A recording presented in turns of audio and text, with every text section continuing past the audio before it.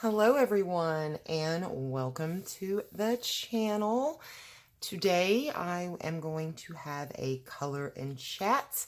I will be coloring from Denise Klett, Mermaids in Paradise, and I will be using my Color It gel pen set.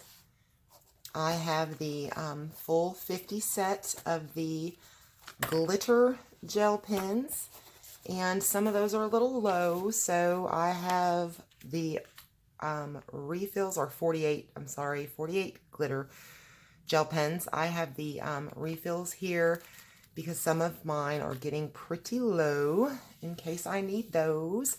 And I have my coffee, and I have my swatches. And what I wanted to talk about today is why I color. So that's going to be the theme of this entire video. And if you are sensitive to some topics, especially personal trauma, this may not be the video for you. So that is just a warning and disclosure, especially as it relates to the loss of a child. So if that is something that is too sensitive of a subject, I know that there are many of us out there who have suffered the loss of one of our children. So if that is you and that topic is something that is too sensitive, then please turn the video off now. I do not want to be responsible for upsetting anyone, because I know I was in that position not too awful long ago where this was just not a topic that I was willing to engage in.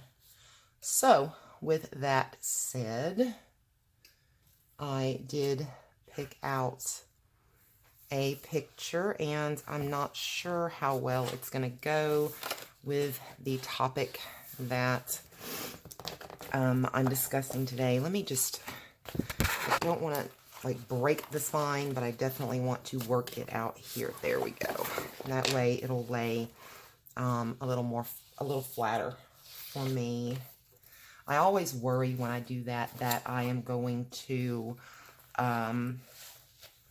make the pages start falling out of the book. I mean, I've had some pages fall out of books before, and I did not even do that.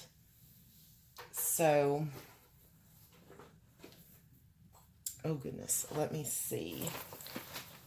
I need to do her skin, so I need to grab just the cardstock that I've been placing behind. It's been working out really well doing that.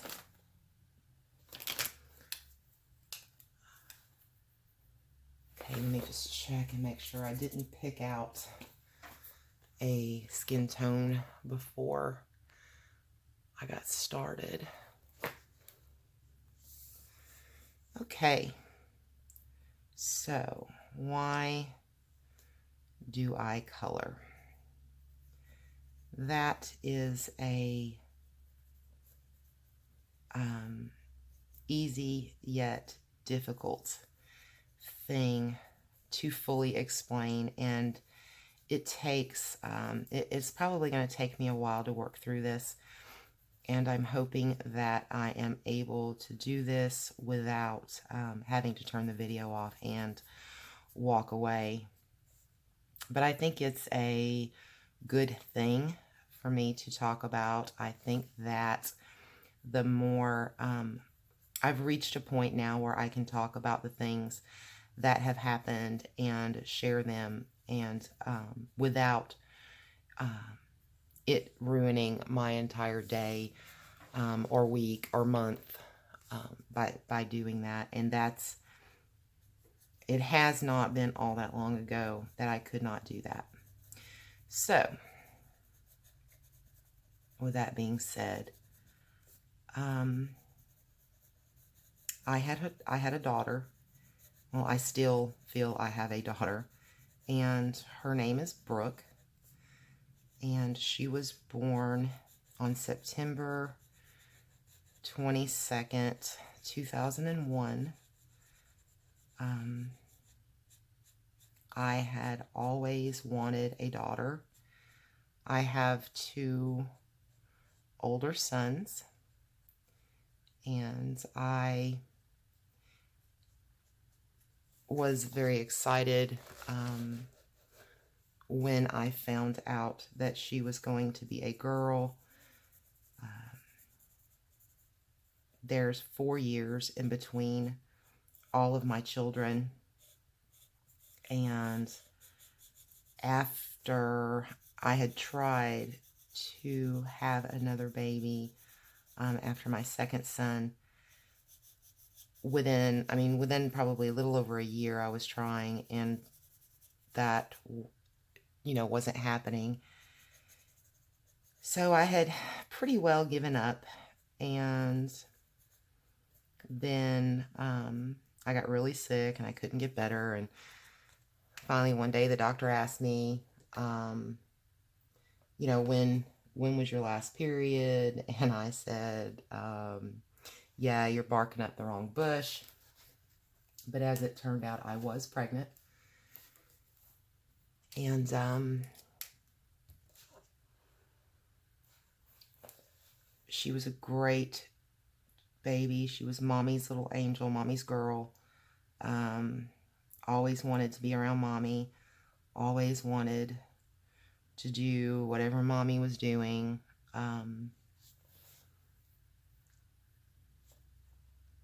As she grew older, she had a amazing voice, and she loved to sing.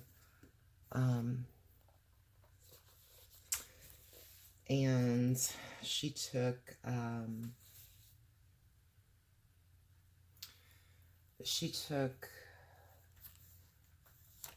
chorus throughout school and enjoyed that a lot.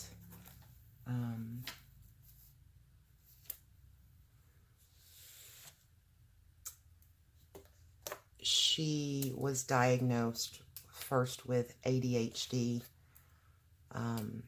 and after further testing, she was later diagnosed with having Asperger's, which is a form of autism. And educational-wise, she was right on par, if not even maybe ahead of her peer. Socially, she was very far behind. She was not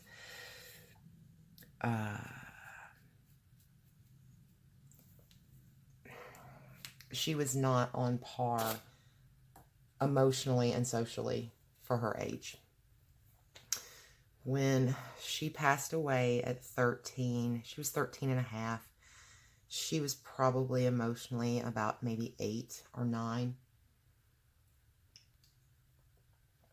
And she passed away on June 30th of 2015.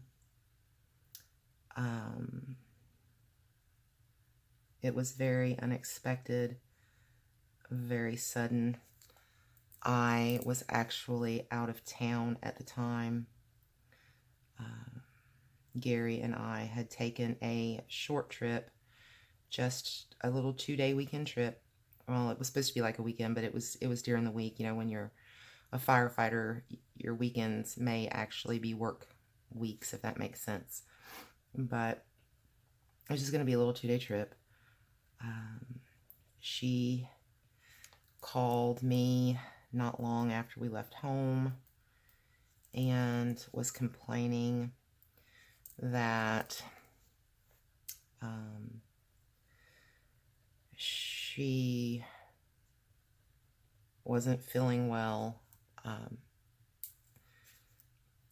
I have very bad anxiety and have for years, and was actually being treated even before she passed away for an anxiety panic disorder. And she had a lot of that also. And the symptoms that she was telling us were very much in line with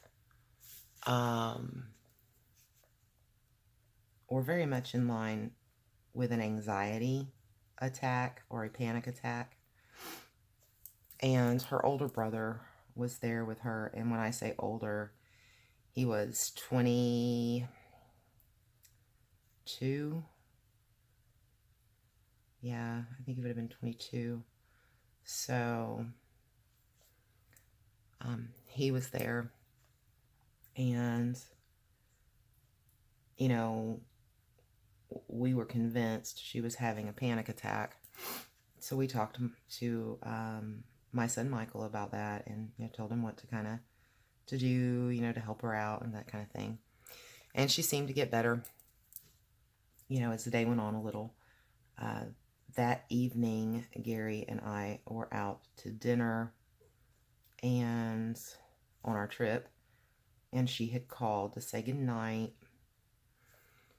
And we had actually, even though we were over 100 miles from home, we ran into someone that Gary works with. They were in that, it was a little resort town. They were there. If any of you are familiar with Georgia, we were in Helen, Georgia. It's a little town that is very set up to look very German. But we were there having dinner, and Gary was talking to his coworker when she called. And I asked her how she was feeling, and she said she was feeling a little better. And we had all kind of been under the weather leading up to all of this. So, feeling a little icky wasn't any kind of a big warning sign. She said that she had a little bit of a headache, and she said that she felt like she was getting ready to start her female cycle, which, she was already having cycles at that point. So I told her okay, and she knew that we were having a conversation with a coworker at the time, and she said she didn't, it kind of haunts me to this day. She had said that, I don't want to bother you. And I said, baby, you're not bothering me. But we said our goodnights, and we told each other we loved each other. I told her I would see her very soon. And, okay, now I'm going to tear up a little.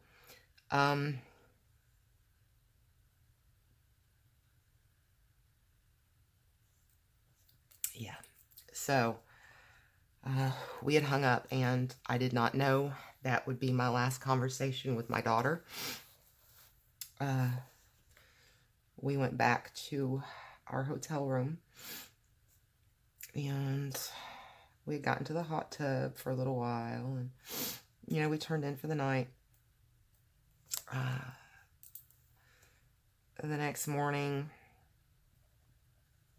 we got up, and we had breakfast, and we went out to do a little bit of shopping, and I was looking for, in some of the shops, I was looking for, like a little souvenir or something to take back to Brooke. She hadn't called me, which was kind of odd, because she was, like I said, it was all about mommy. But, after the conversation the night before, and her saying she didn't want to, like, bother us, or, whatever, I kind of thought that Michael had probably,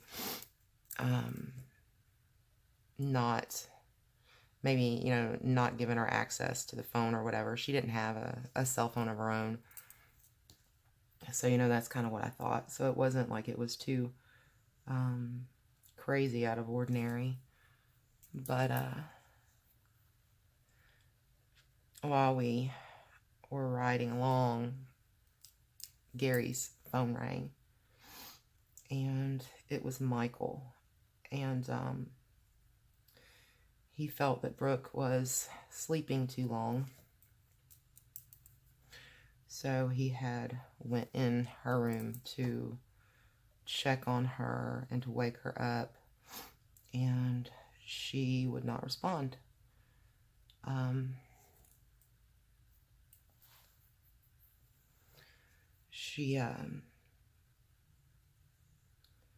Michael said she was breathing kind of heavy, but almost like she was struggling some. But she just looked as if she were, you know, just asleep, no struggle or anything like that. She was just asleep in the bed, and he just couldn't wake her up. And he had called 911, and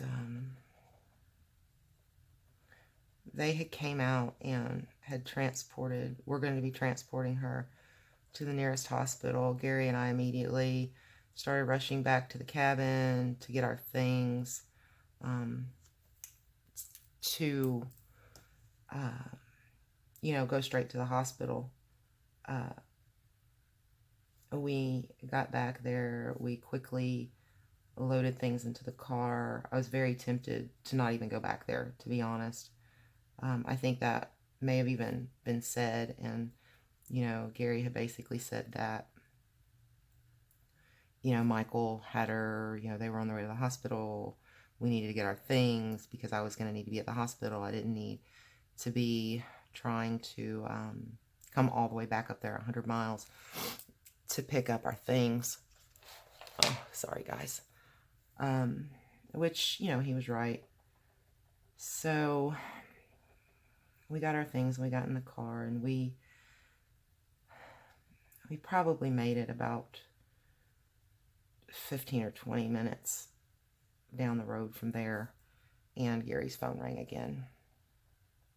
And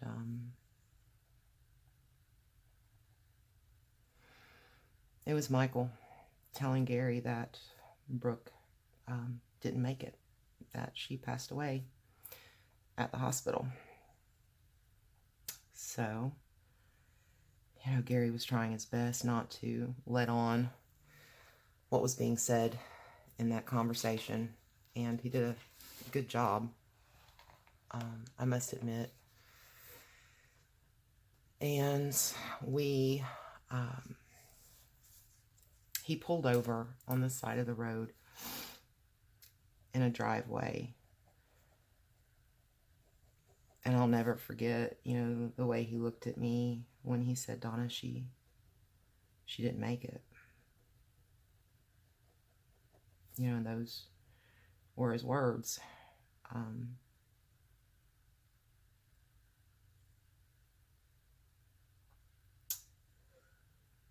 It took me several hours. Well, I'm not going to say several hours. Several minutes, maybe an hour and a half, 2 hours. I don't know, before I could even speak. We were almost back to where we live by the time I could even formulate a word.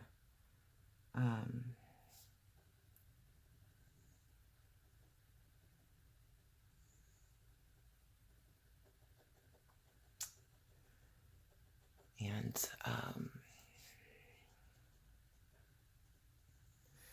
of course, with any sudden death like that, you know, they must do an autopsy. And that report had came back, and she had passed a blood clot into her lung, or several blood clots possibly into her lung that night while she was sleeping. And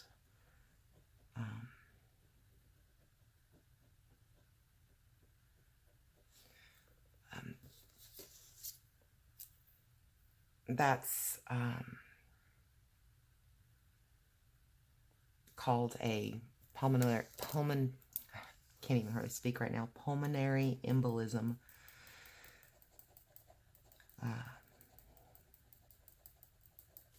I didn't sleep for days. I was heavily medicated. The doctors had put me, at that point, I was already on some medications, and the doctors had put me on medications that, I'm surprised, that I survived that. That probably should have killed a horse, was how strong the medications were that I was put on during that time. And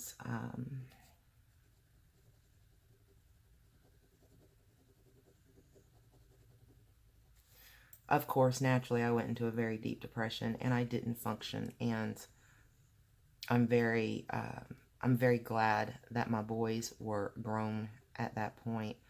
Michael being 23, Jordan was, I believe, 19. 19. So that was honestly a very good thing, because had I had smaller children, I don't believe that I could have taken care of them, quite honestly.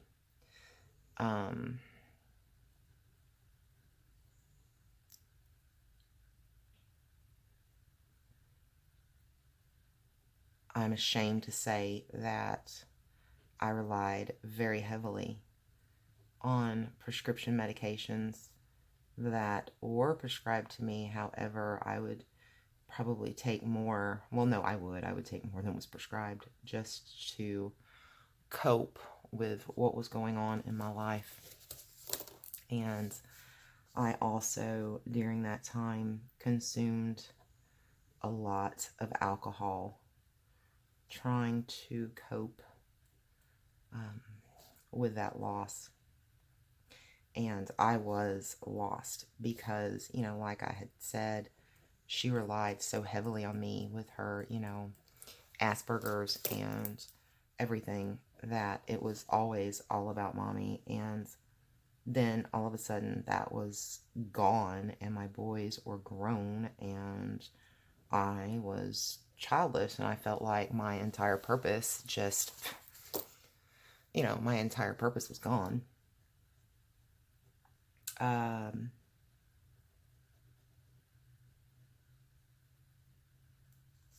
To say I existed, I think, would not even be correct, because I wasn't even doing well at just existing. I didn't want to exist. I was very, very depressed and in a very, very dark place.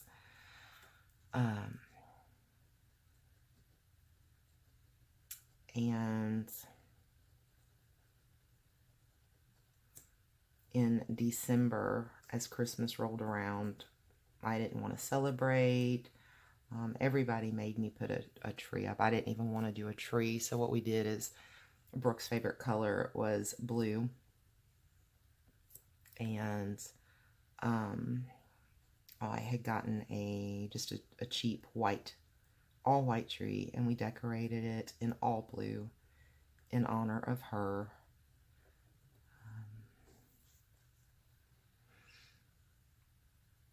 And my parents had given me a little bit of money at Christmas time, and I didn't spend it right away. And I just happened to be going through, I believe it was Facebook one day, and I saw a little ad or whatever, an article about adult coloring, and I opened it up and I read it. Now, what I forgot to mention is that Brooke was very artistic. She loved to color. She loved to draw. Loved.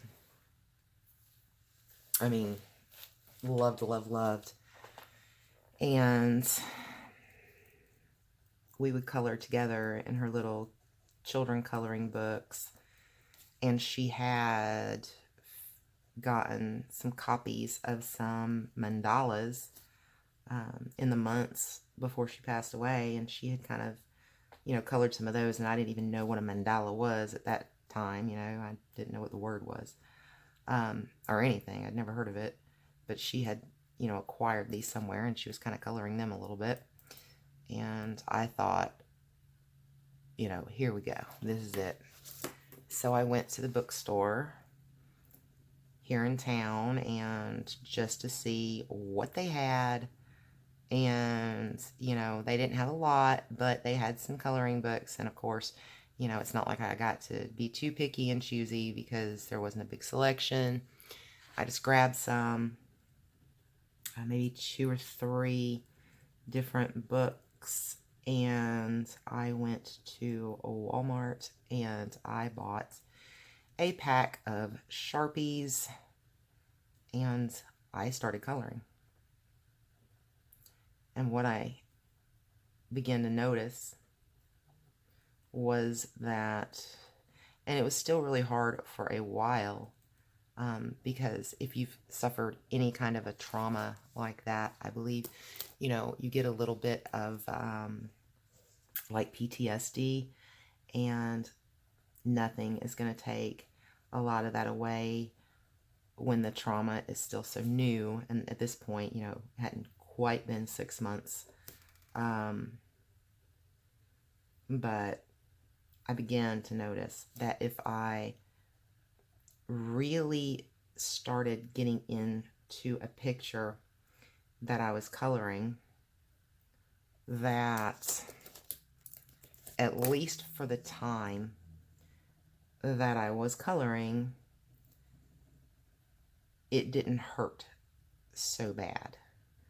I could kind of breathe. And so I did a lot of coloring during that time.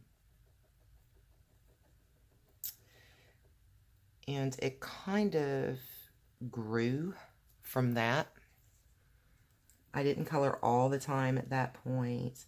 It wasn't a crazy obsession, like it is now.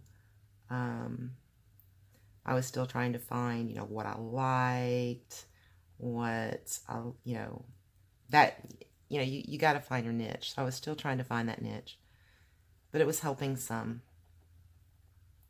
And it's like I said, I was relying heavily on medications and alcohol. Unfortunately, I'm not proud of that, and I know Brooke would have definitely not been proud of that. But I don't believe there was a minute of a day that I was awake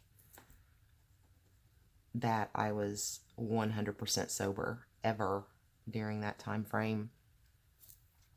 It was either prescription medications or alcohol, or both. Very dangerous.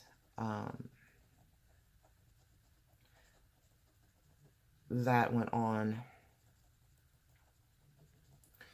from the time she passed away in June until, and that was June 2015, until February 19th of 2017. Yes, of 2017.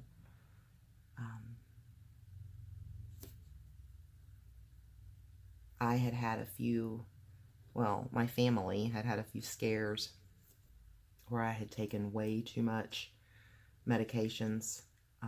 Even though they were prescribed medications, I had taken way too much. And they had ambulances come out and get me and take me in. Excuse me. And I was just trying so hard just to escape the pain. I am a Christian, and I was very angry with God, and I think in some ways I may still be, but not like I was, if that makes any sense. And that's not going to make any sense to anyone that has never suffered a trauma like that, because I'm telling you, you question everything when you have those type of traumas in your life. But it didn't seem like God cared, obviously, to me at the time. And I really struggled. But on February 19th, um, on February 19th, 2017, I decided that I wanted to take my life.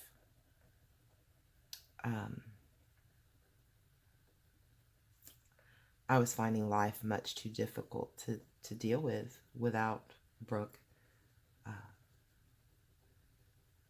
The suffering was so much. And I almost succeeded.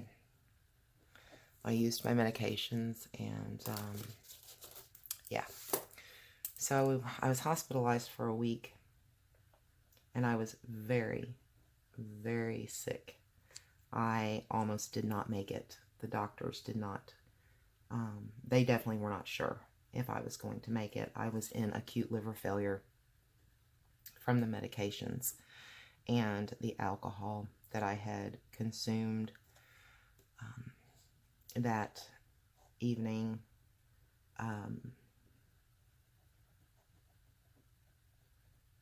I spent 3 days, I believe it was, before I even remember anything at all. And things finally began to stabilize. But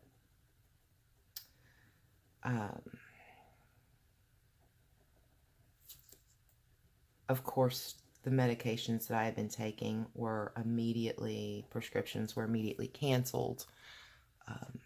And the types of medications that I was on was not the type of medications that you could just be taken right off of. And I was, and I believe that I suffered much greater than I should have. But at the same time, I understand why the doctors felt the need to take those medications.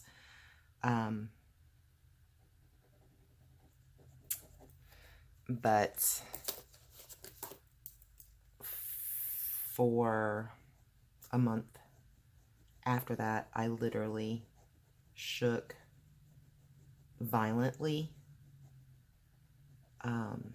I mean, like this, my entire body shook. It never stopped unless I was sleeping. I would have very violent muscle spasms, like jerks, that would literally throw me into the floor.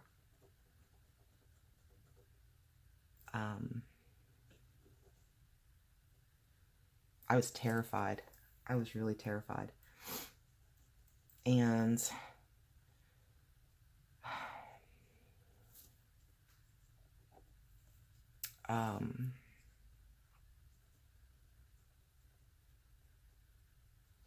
slowly, the shaking did not, would get better.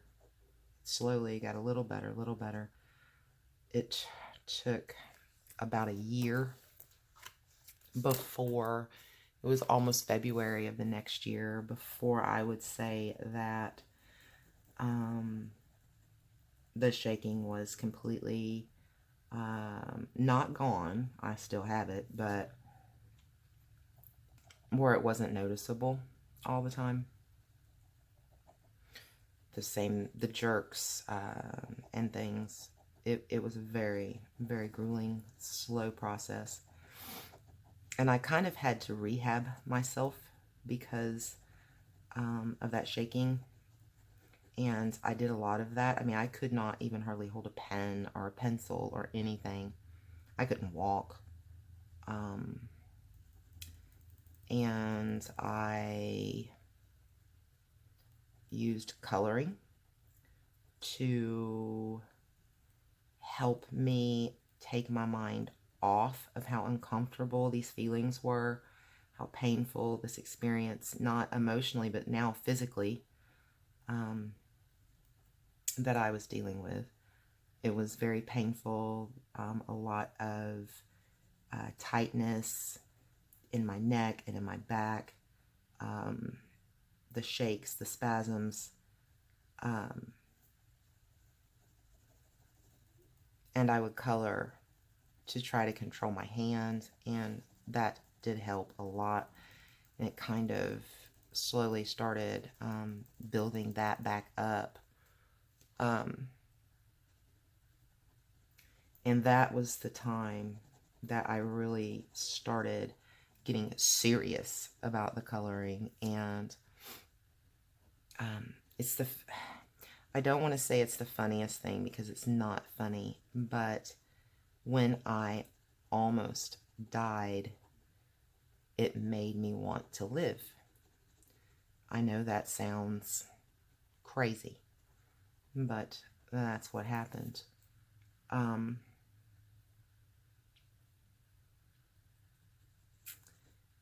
I realized that I could no longer take any medications for my anxiety disorders, or my depression, or any of that. The days of being able to have those medications were gone. The doctors did find that any medication, and this is what I still deal with to this day, any medication that affects the same part of the brain as the medications that I was on, will cause me, even today, to develop spasms, little jerks and things. So I can't take any medications for anxiety. I can't take any medications. Some medications I cannot take for pain. Anything that is a heavy painkiller, I can't take those. They'll cause the jerks. I have to be very cautious about any alcohol that I may consume. I don't drink much at all anymore. Every so often I may have a margarita. It's very rare. And I know when I consume that I am running the risk of lying in bed at night and having those tremors or those little jerks. So I have to be very, very, very careful with that.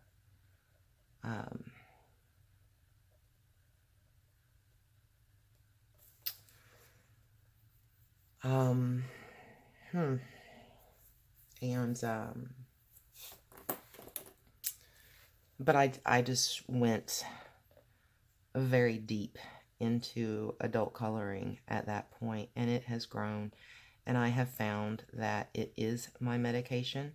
If my anxiety is high, and that happens a lot, if my anxiety's high, if I'm having a bad day with physical symptoms where I am having some of the tremors or the spasms a little, that the coloring will take my mind off of those. It also helps with my depression when I start to feel depression. It helps the physical things that I experience at times. It helps me feel a connection to my daughter, because I know how much she enjoyed art in general. And so I feel like there's a connection with her with that. Sometimes I find myself, when I'm coloring something, kind of thinking to myself, well, I wonder what Brooke would think of this, or I wonder what Brooke might think of that. So, yeah, that's kind of why I color in a nutshell. There is so much more that I could share on that topic.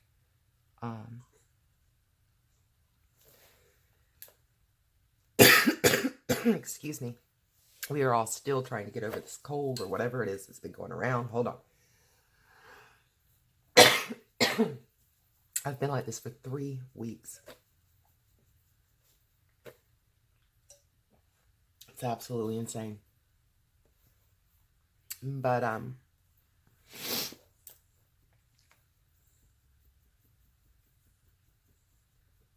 yeah, so that is why I color in a nutshell. I will share, and I really hope this video does not come back to bite me in any way, because when asked the question, why do you color, the first thing that I thought to myself was, you know, can I be honest?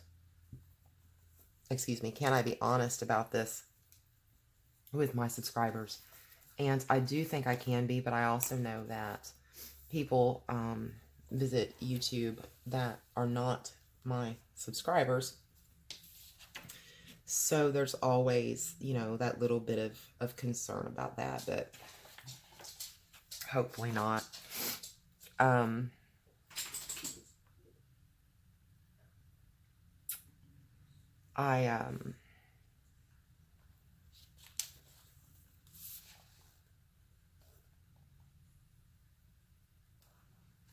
Hold on, I'm trying to just kind of look for a color here.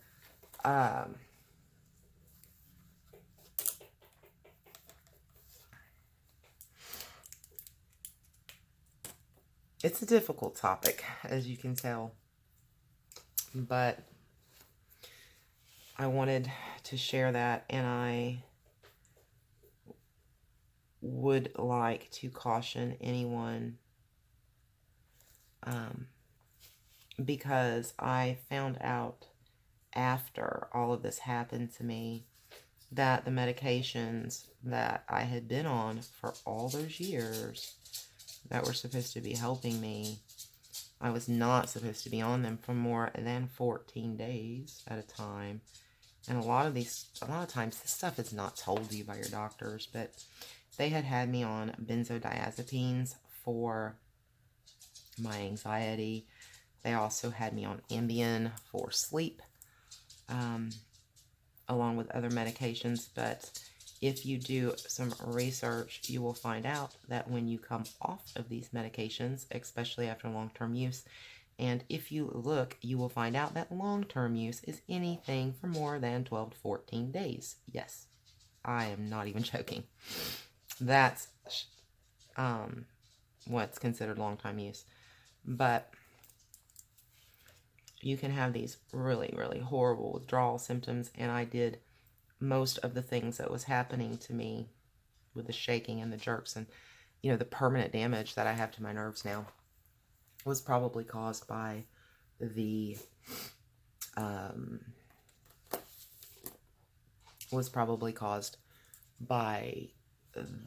coming off of those benzodiazepines after such long use.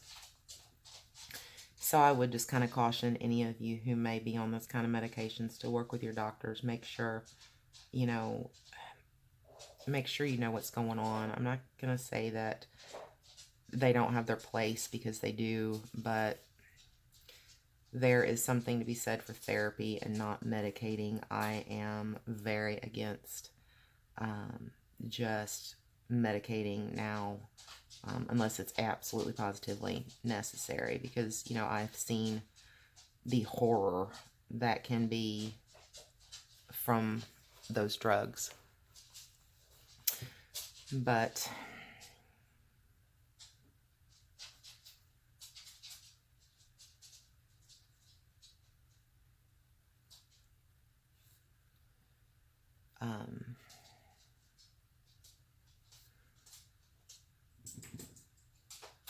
I think that most of us that I found that color are all in some way using the coloring as a form of therapy. And I think that I think it's a wonderful form of therapy. I think it works. I think that it should be used more widely in actual therapeutic, you know, Bradley, baby, come on. Sorry, guys. Bradley has gotten down here behind my desk. I don't know why he does this. Come on. Come on. You're going to have to jump it, Bubba. Come on. Come on. Goodness. There. Nope. He's got me dropping all my pens and everything. Go lay down. But as I was saying, I just think that we all color. I do. I think that maybe and maybe this is used in a lot of therapies and things like that. But I think that art therapy is a thing for sure. Loads of fun. It definitely helps me. And truly, I'm going to be honest, using my coloring as therapy, I believe that I am able to manage my depression and manage my anxiety better than the medications ever did for me.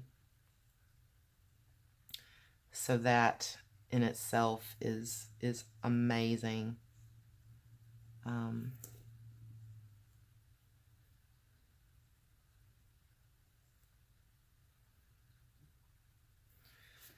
So if any of you would like to share with me why you color, if it's something you want to share with everyone, you can leave that in the comments below. If you just would like to talk, especially if you have suffered the loss of a child, I know how lonely I felt for the longest time. I did not, I mean, I guess I had heard about children. I know I had heard about children passing away. But you really don't think about it.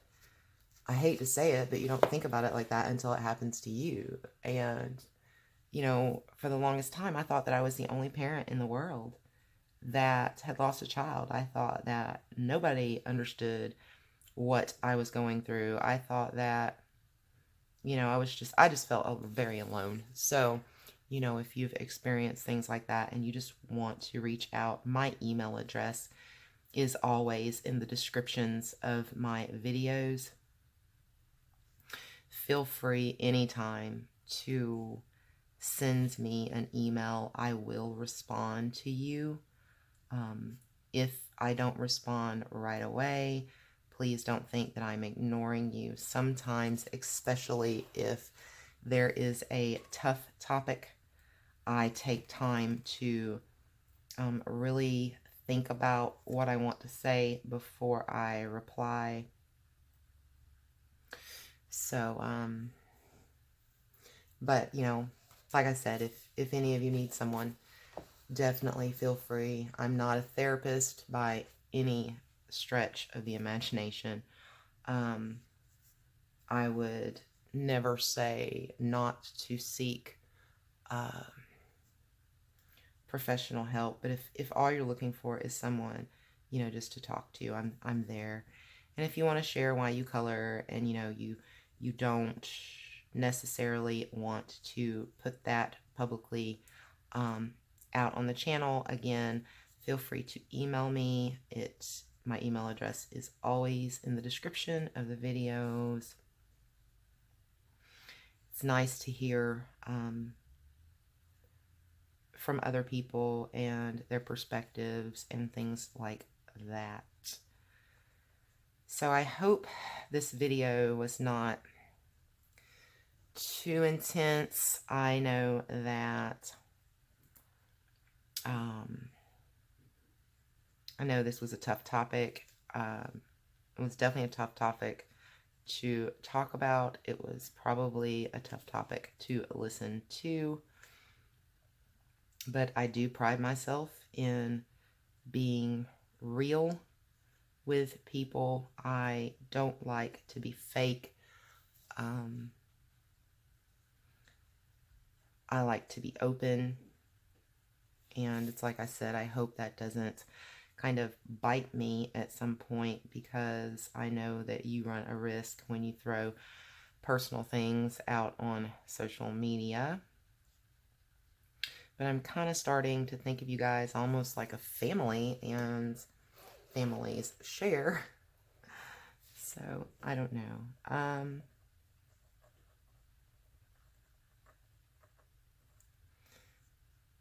This is really the only topic that I wanted to tackle on its own.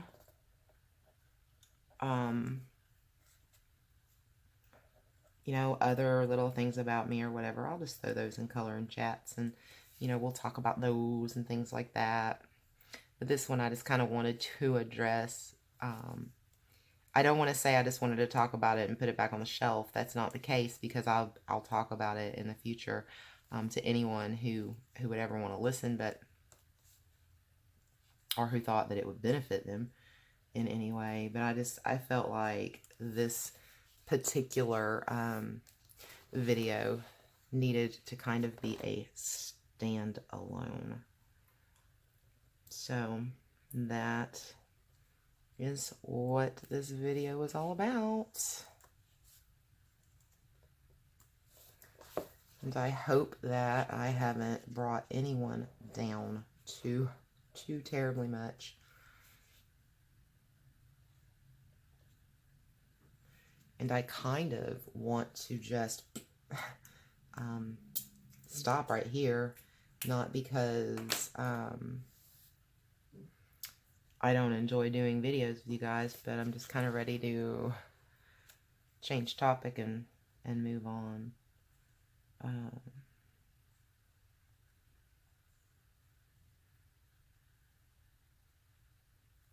I will finish this picture for sure, and it might sit in a whip stage for a little while, but I will get it finished. I'm going to need to maybe put a note on it to tell me exactly what I was working with. I don't know about you guys, but if I keep a whip, and this is why I try to not keep whips laying around, I'll forget what I was using completely, and then I never come back to it, and because I don't remember what I was doing. So I'll put a little note on this just so I know, you know, that these were the color at gel pens, and I can jump back in and finish up the fishes and everything. And hopefully I will get this done before the end of January, and this will be in my January's finished pictures.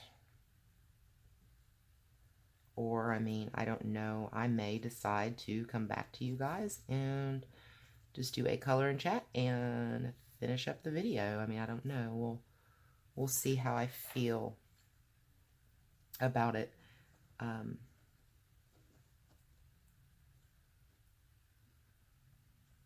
Yeah, because the one thing I've noticed is if you're not in the mood to color something, it's hard to color it. I know it is for me. So,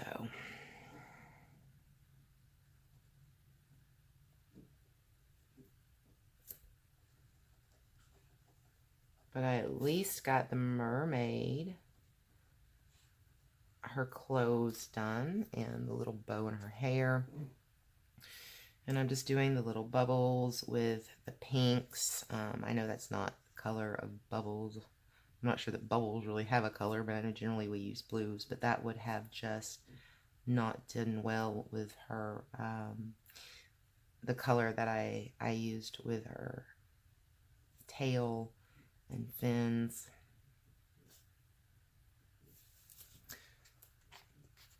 I think I'll finish up doing these little dots.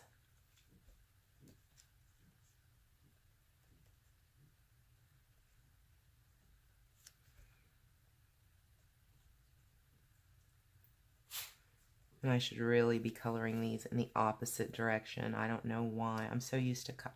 I color almost like I'm left-handed instead of right. I go from the right to the left when I should be going from the left to the right. I mean, I don't know. A little backwards. If I could get away with filming from the other side, I would much rather do that. But then you couldn't see anything that I was doing.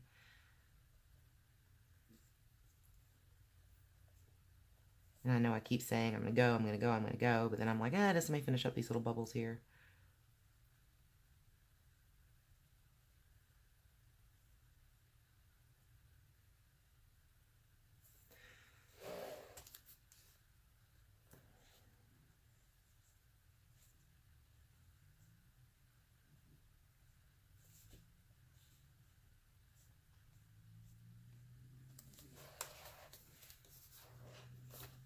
Part of me is already wondering if this video is even a good idea, and I'm thinking, should I actually release this video or just not release this video? So, if you see this video, at least you'll know what won out. But I don't know, I just kind of question if, is this appropriate, suitable? I don't know.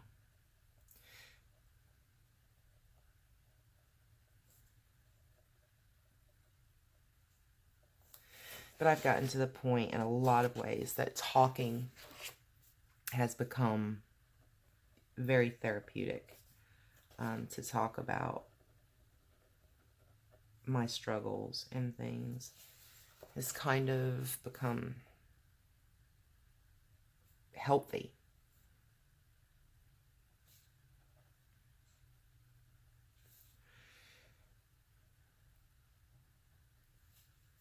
Okay. I believe that's most of the bubbles. Maybe not all. Oh, we still got some bubbles over here. I'm just jerking you guys around all kinds of fast, huh?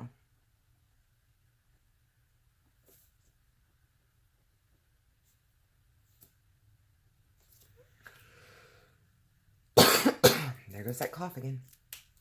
My throat just starts itching so bad.